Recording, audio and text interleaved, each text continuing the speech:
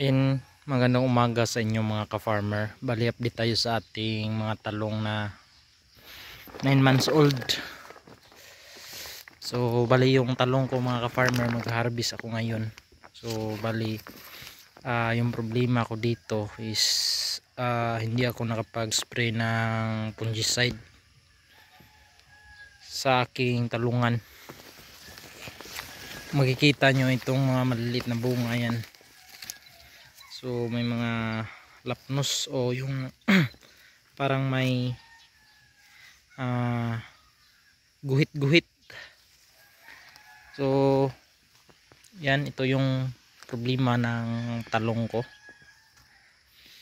Hindi pa nag-deliver si Shopee, na-cancel yung fungicide ko. So yan, so, okay naman yung mga malalaking bunga. Yan,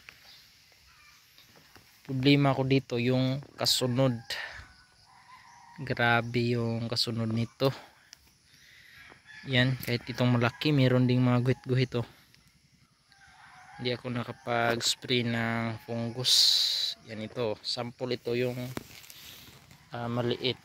Ang daming guhit-guhit. Oh, talagang tinamaan talaga ng trips mga ka-farmer. So mag-spray ako mamaya pagkatapos na maharbisan ito.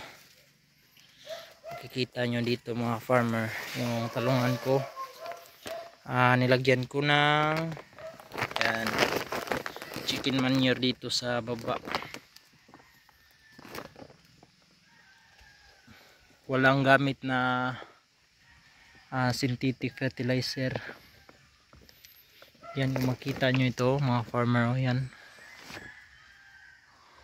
hindi na kulay pula, kulay brown na. Yan, tinanggal ko na. Sayang yung talong kapag hindi ka nakakapag spray ng pang fungus. Yan, kung makita nyo ito, yan, talagang tatamaan ka talaga ng mga trips. Yan, ito pa yan.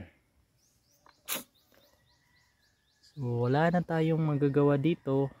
Gagawin na lang natin is mag-i-spray na lang tayo ng pang fungus mga ka-farmer. Yan, so yung iba okay naman yung mga bunga, pero mas maganda talaga yung kumpleto sa medisina yung ating mga talungan. Ito, may malaki pa rito. So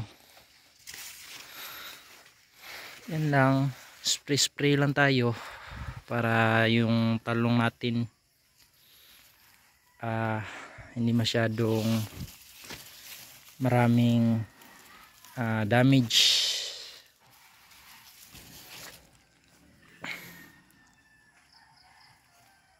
Maulan kasi dito palagi, kaya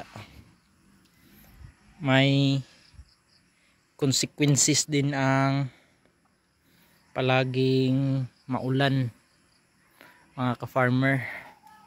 Kung mainit naman meron din, kaya pataasan na lang talaga tayo ng pasensya dito sa mga nagtatalong dyan. Yan, so